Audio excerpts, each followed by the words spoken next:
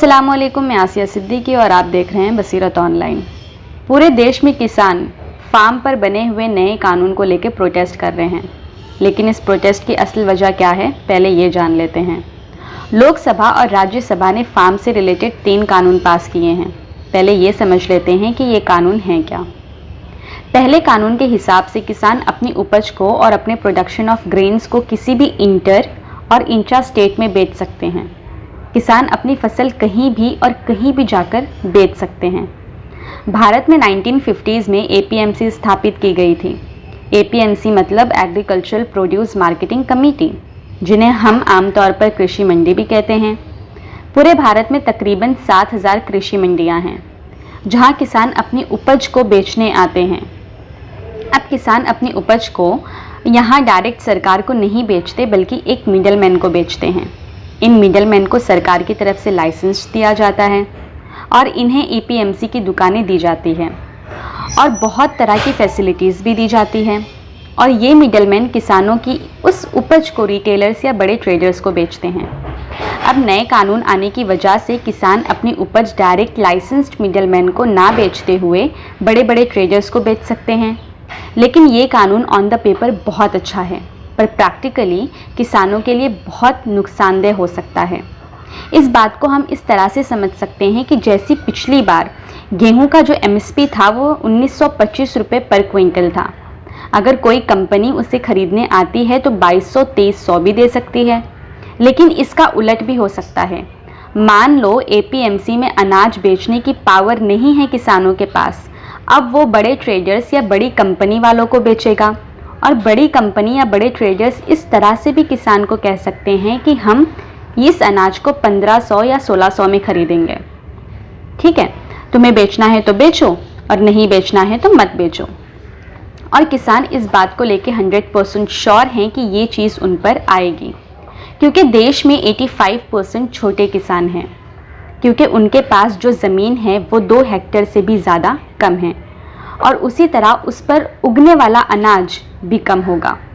यहाँ इस नए कानून की वजह से जो कॉरपोरेट सेक्टर्स हैं वो मजबूत से मजबूत होते चले जाएंगे और किसान गरीब के गरीब ही रह जाएंगे। और दूसरा सबसे बड़ा डर ये है कि प्राइवेट मंडी इन सरकारी मंडियों को बंद करा देगी और उसकी वजह से जो सरकारी मंडियाँ हैं, सरकारी मंडियों में जो खरीदो फरोख्त होगी, सरकार उस APMC मंडी को मेंटेन क्यों करेगी, क्योंकि सरकारी मंडियों में खरीदो फरोख्त हो ही नहीं रही है। और जब APMC बंद होगी तो किसानों के पास कोई और ऑप्शन नहीं बचेगा, अपनी उपज को फिर वो प्राइवेट मंडियों में बेचेंगे। APMC मंडियों से हासिल होने वाला जो टैक्स है वो राज्य सरकारों को भी काफ़ी ज़्यादा फ़ायदा पहुंचाता है।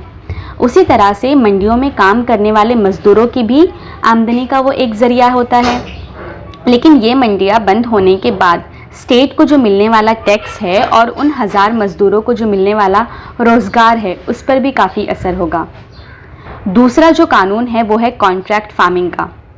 कॉन्ट्रैक्ट फार्मिंग की वजह से प्राइस का जो पूरा कंट्रोल है, प्राइस के कंट्रोल का जो पूरा इख्तियार है वो गवर्नमेंट को ना होकर उन लार्ज बायर्स को होगा। और लार्ज बायर्स 3-4 साल के बाद कम से कम रुपयों में अनाज को उन किसानों से खरीदने की कोशिश करेंगे और यहाँ पर किसानों का बहुत बड़ा नुकसान होगा। In short private contracts legal हो जाएंगे और किसानों की यहाँ पर जो मांग है, किसानों की यहाँ ये मांग है कि MSP को प्राइवेट कॉन्ट्रैक्ट के साथ जोड़ दिया जाए। सब मिला के सरकार यहाँ प्राइवेटाइजेशन को बढ़ावा दे रही है और हमारे किसानों को एम्पावर करने के बारे में बिल्कुल भी नहीं सोच रही है। तीसरे कानून जो है वो होर्डिंग का बना हुआ है। होर्डिंग का मतलब ये होता है कि सारी जो एसेंशियल कमोडिटीज़ हैं, जो जीने के लिए, खाने के लिए जो भी हमारी ज़रूरी अशियाँ हैं, एसेंशियल कमोडिटीज़ हैं, तो होर्डिंग का मतलब ये है कि बहुत सारी एसेंशियल कमोडिटीज़ इकट्ठा करके रख लेना।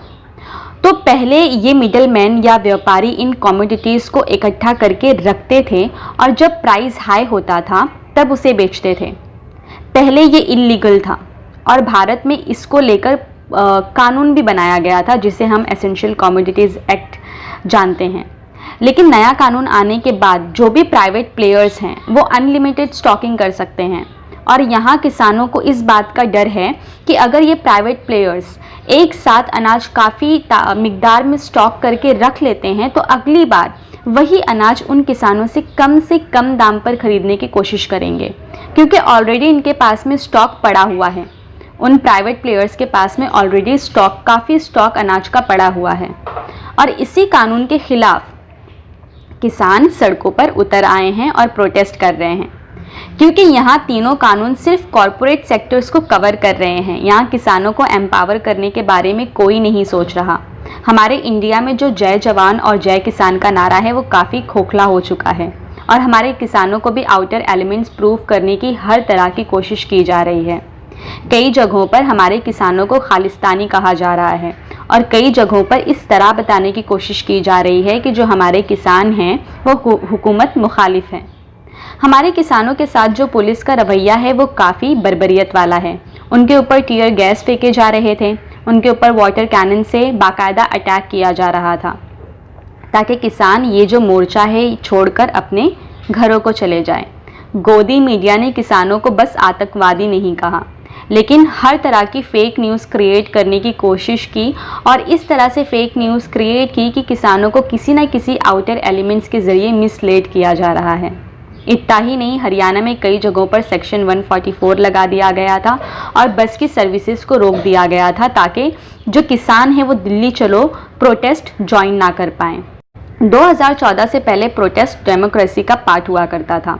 लोगों को फ्रीडम ऑफ एक्सप्रेशन था, लेकिन आज यही फ्रीडम ऑफ एक्सप्रेशन उससे हर तरह से छीनने की कोशिश की जा रही है।